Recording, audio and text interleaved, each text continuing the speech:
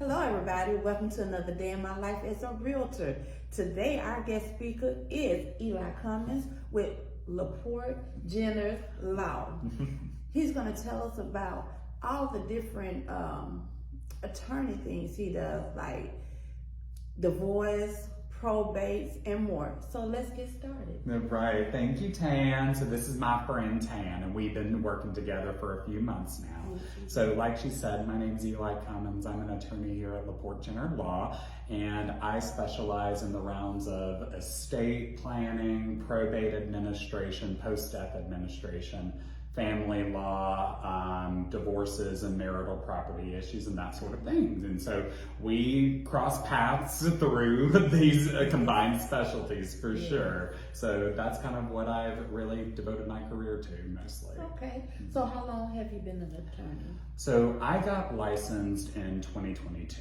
So I was working in leasing throughout my undergraduate degree. So I had kind of started working with contractual leasing sort of spaces, being the representatives for those companies. Well, after law school, I started working for a judge here in Pulaski County, and we specialized or only had a docket of family law cases and post-death administration cases, probate. So that's where I learned a lot about real estate division in terms of divorces, real estate management post-death, and ways to avoid it. And I've been here at LaPorte-Jenner Law since January. So I jumped back into private practice to work with clients. Okay, so I get a lot of my clients and viewers, they're dealing with probate. So can you kind of tell us, what is the process of it? Is it one specific type of probate, or is it two? I'd be out of a job if it was one kind, okay? So what I'll say is that the best way to start about defining probate is saying, what is it, right? So probate in Arkansas is this set of law of how to navigate what to do with your stuff whenever you pass away. A lot of people think of things like a will or a trust or some sort of post-death property transfer, things like that. But a lot of people don't realize that probate is a grueling process. It's the court administration of dealing with your stuff and property after you pass away. So probate is a minimum of 6 months plus a little bit of change. The reason being is that if you have assets in excess of $100,000, which if you own a house, a lot of people have assets in excess of $100,000. You have to have a 6-month waiting period where you run this notice through the newspaper and you have to just wait it out. It is a really frustrating process because who's going to pay utilities on property for someone that's passed away? Who's going to pay property taxes? Who's going to maintain the yard? Who's going to keep the house clean and things like that? It is a really frustrating process for a lot of my clients because in a lot of ways, though we have some strategies for managing and how to kind of make ends meet, it's just not closure for at least half a year. So if a person is going through probate and they have siblings or children, is everyone entitled to a part? Sometimes it depends on, and that is going to be an answer you get a lot today. It depends. So the thing is that with probate, it does depend on whether or not you have kids, siblings, and whether or not you have a will, a trust, or nothing. If you have nothing, Arkansas law has decided, the state has decided that these certain people in relation to you get certain shares of your stuff, all liquidated, all essentially down to cash or to interest in real estate. So that's what happens if you have nothing. A lot of people think they can avoid the probate process with a will.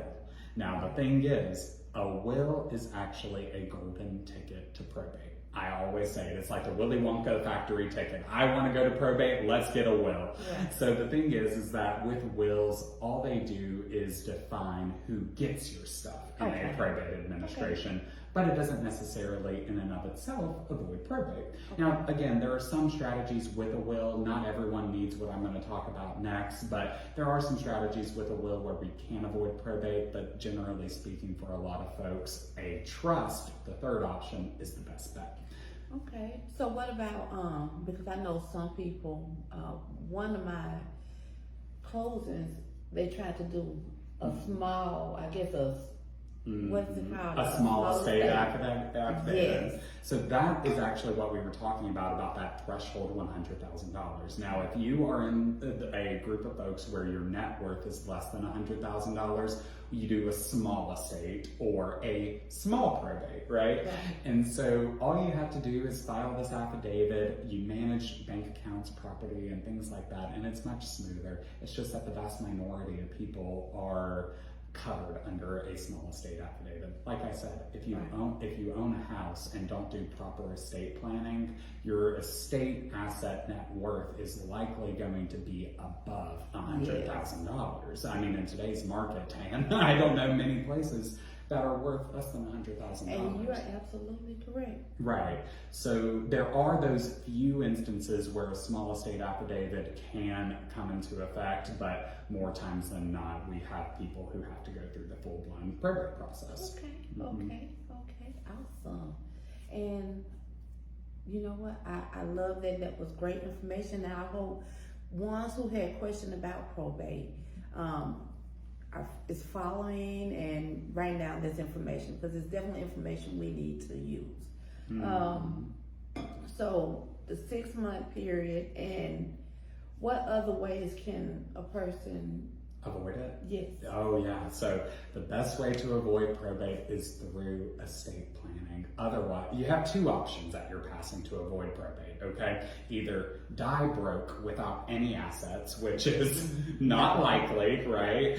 Or you can do some proper estate planning to make sure that you're fully prepared and ready to undergo the process. So what we generally recommend is either strategic will planning, which we can do in some instances, but a lot of people aren't able to get the specificity they desire or the level of comfort they want through a will. What we generally recommend is a trust, a standard basic trust. A trust is the best way to avoid probate. Essentially, think of a trust like its own entity. It's like a business, right? You know how if you're a business owner, you have to file separate taxes for a business and for yourself. Same thing kind of applies for a trust. It is its own entity, and you are the manager of the entity if you create the trust. So you essentially take these assets out of your individual name and put it in the name of your trust. The trust then operates after you pass away to ensure that the property goes to who you want, goes in a way that you prefer, and protects your heirs in the best way possible. A lot of folks have needs that go beyond a will. Let's say, heaven forbid, one of your children have substance abuse issues. They're married to someone you don't trust. They may have a long-term disability that if they receive a flat inheritance, they could be disqualified from public assistance like Social Security or Medicaid. Doing trust planning is the best way to take all of those considerations into effect. If none of those considerations exist, strategic will planning is always a possibility. But if you have more than one house, trust planning is the way to go. Or if you have any concerns about the inheritance that your heirs could receive, trust planning is the way to go. So do you do trust planning? Oh, we sure do, Tan. We love trust planning, absolutely. Me and one of our law partners here, LaPorte-Jenner, we do a lot of estate planning here. It's something we've become very well versed in, and it's something that's really intimate. It's a lot of times when people think of lawyers, right, they think of this really adversarial, hostile environment, as you've been involved in some of my cases. But the thing is that with estate planning, it's more of a union, right? I'm getting to sit down with folks in their family and just talk about concerns and talk about ways to navigate it. And I get to, in a way, alleviate a lot of those concerns. You know, one fact of life is we're all going to pass away, right? Yes. It's the truth. No one's going to live forever. And so a lot of folks have to face that reality, but then be concerned about how they care for those they love. And the best way to do that is through our estate planning practice, and it's one of my favorite parts of my job. Okay. Well, let me ask you this. If someone, just like a real estate property, if they needed to sue someone concerning their home, do you handle real estate that way? We do. So we do breach of contract issues, boundary disputes, or any other real estate litigation. We also deal with a lot of real estate litigation in the context of family law. And so that's more, my practice is more of the family law post-divorce sort of things, but our firm generally does handle realtors and contract disputes, folks with boundary disputes, and anyone who has some sort of issue. Let's say you receive a home that wasn't properly inspected. That is something that our firm can help with. Let's say that a deed was never properly executed and you believe there may be issues with title. That's something that our firm is able to handle. But my particular specialty is helping people figure out what to do with their property after they get it, or while getting or after they get a divorce. Okay, awesome. And your firm, what if a person purchased a home and they found out it had inspection and everything, they found out later on the home had major foundation issues and the builder covered it up and the sellers covered it up? Do you all cover? That is something that our firm would absolutely be capable of handling. I was about to say, like I say, I love my warm and fuzzy clients, but we do take adversarial cases where folks need good representation, you know, including foundation disputes, including construction issues, and any breach of contract issue as well. Okay, so we're gonna get back to your specialty. Excellent. So I know for a fact you specialize divorces. yes, I do. You know, my clients like to tell me when I can and can't be off leash is what I call it. Now, if a person is going through a divorce, can you go ahead and like give the information? Sure. How to get in contact with you? Is it? Well, they need to go ahead and put you on retainer, you know, kind of give us a... Sure. So we can talk about kind of the process of hiring a lawyer, right? So the thing is that for our office, every office is a little different.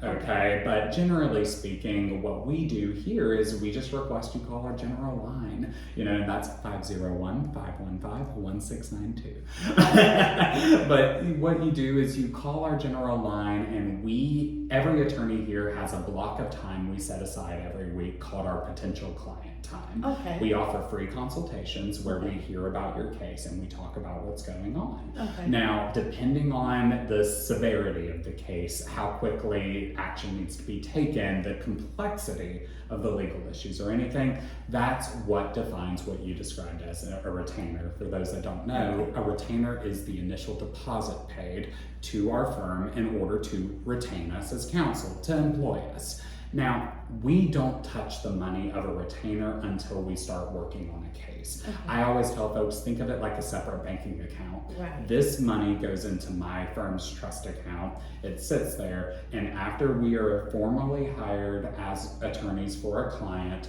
we begin work on a case. We work as attorneys and office staff through a billable hour, and for every hour of work billed, we bill against that retainer. And that separate banking account, it just essentially gives us the ability to access it. And of course, we never run clients into the red. A lot of folks have talked to me about prior attorneys that they've worked with where they get a bill at the end and they're like, how did we get this far? Right. That's not something we do. We always ensure folks are well aware where this separate bank account stands. If it's low and if it needs to be replenished, great, but we're also really flexible on payment plans as well. Awesome. And what I love about Eli, great communication. He's gonna call you, he's He's going to email you. No issue. Top attorney. And best realtor ever, I'll tell you. Thank you. And tell me about other things that you're doing as an attorney. So we talked briefly about marital issues in real property. So let's dive down that rabbit hole a little bit. So generally in Arkansas, if you acquire property during a marriage, and this is property that is not received by a gift, it's not received through an inheritance, it's not received through a few exceptions, that property is considered marital, meaning that the property is going to be equally between the two spouses, okay? So what we have to do a lot of time is figure out, okay, what property is marital and what property is separate. Now the best way to do that, Tan, is to have a prenuptial agreement, to go ahead and make sure prior to jumping into marriage, it is a contract between two potential spouses or even people after they get married. You can still do these sorts of agreements after marriage. A lot of people don't realize that. But this is how you can define what's yours, what's mine, and if we acquire something different, how are we going to split it? So that's a really good strategy, but honestly, I would say my divorce clients with valid prenups are in the vast minority. No one thinks about it because, of course, when you get married, who thinks about getting divorced? But what's the statistic? Half of everyone that gets married ends up getting a divorce. That's true. People think they're in the other side of the half. No one comes to my office saying, very few people, I should say, come to my office saying, when I married them, I believed I was going to get a divorce soon. Right. It happens all the time. Okay. So talking about the prenup, because there's a proper way to do it. You know, you get some people that will write up an agreement and they sign, this person signed and that person signed. I'm like, this is my prenup. No, there are clear formalities under Arkansas law. Same thing for a will too. You'll see a lot of people who will just handwrite something, no witnesses, no notary, nothing, and stuff it in a drawer and think it's valid. It isn't. Same thing with a prenuptial agreement. One big requirement for prenuptial agreements is the opportunity for both spouses to be able to have their own attorney. A lot of people don't include that in these, like you said, handwritten sort of copies that they want me to use. That's not valid. It's not a valid document. So though folks have agreements, when you get to court, some agreements don't stand. And that's why always having legal counsel being the one to draft that is what's so important. That's what we got these fancy degrees for, is to know these nuances. Awesome. So as you see, if you need a prenuptial agreement, Eli? I am covered and ready to go. So something else we do also is post-divorce property management, right? And so, I mean, I'm sure you've handled several cases where folks don't know what to do with property after the fact of a divorce, right? A lot of people think, we got divorced, what else is there to do? Well, a lot usually. If you have real estate, many times you either have to refinance outstanding debt, or you need to just liquidate the property and sell it and then cover the outstanding debt. So a lot of folks have that issue and jump into settlement agreements, not understanding the full terms of the settlement, not understanding what a refinance is and things like that. And I'm sure you talk about refinancing and things, I believe it. But it's never as easy of a process as people think whenever they sign off and say, we'll get it done in 90 days or whatever from the date of divorce. That opens you up to penalties from the court potentially. And penalties can be anything from paying attorney fees and, in a worst case scenario, even going to jail. So it's one of those situations where we always try to avoid it. And so if you're ever self-represented through the divorce process and are having to figure out how to deal with property or how to split it up, it's best to always talk to an attorney and never go in blind. Exactly, because they say, what is it when you represent yourself? So they always say a lawyer that represents himself is a fool of a client, you know? And I believe that. Well, as we continue, we're going to find out some fun facts about Eli. All right. Eli, tell us a little bit of fun facts about you. Sure. One born on the 4th of July. But another fun fact about me that we haven't talked about in my practice is that I'm certified to represent children in divorce and custody litigation. And so that's something every attorney at our firm is certified to do. It's really rewarding work because you're really in the middle. You don't feel like you're ever having to make a sell, right? Because a lot of times in custody battles, it is a sell, one parent versus the other. And it's tough, right? And so whenever you get to represent the kids, it's just really being that neutral middle ground. Your Honor, this is what I've seen and these are the things I think about. Of course, and a lot of times parents want you to be their co-parenting therapist. They want you to be the child's therapist, and they want you to be something beyond what you can be. But you know, having a hard boundary, as I'm sure we all have to do with any of our clients, setting boundaries and keeping them clear is the best way to do it. But that is a fun fact. I am certified to represent kids. Okay. So if you're going through a custody battle, need someone to represent your children or a child? I'm here. Okay. Well, you know what? You gave a lot of great information. Excellent. You learned about probate, real estate, children, estate planning. So I'm going to have Eli to give you his information. If you are looking for a great attorney, you want somebody that's going to fight for you, fight for your family, you definitely want to call Eli Cummins.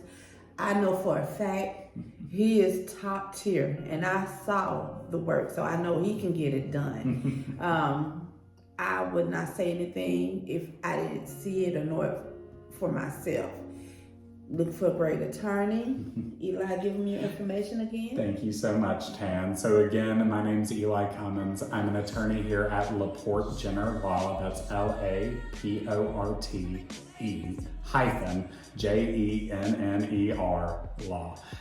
You can call us at 501-515-1692, or you can shoot us an email to support@lpjlaw.com. And of course, we also have a contact us portion of our website. If you were to Google us at LaPorte-Jenner Law, you'll be able to find our website and get in contact with any of our attorneys here. Awesome. And as you know, I'm Tangela Hayes with Realtor, Arkansas, Sherwood, aka known as Tan Hayes. We're located at 208 East Kill, Suite 6, Sherwood, Arkansas, 72120. And this is the best realtor ever, so make sure you get her, okay? And thank y'all for joining. I'll see you next time. Excellent. Bye guys. Thank you.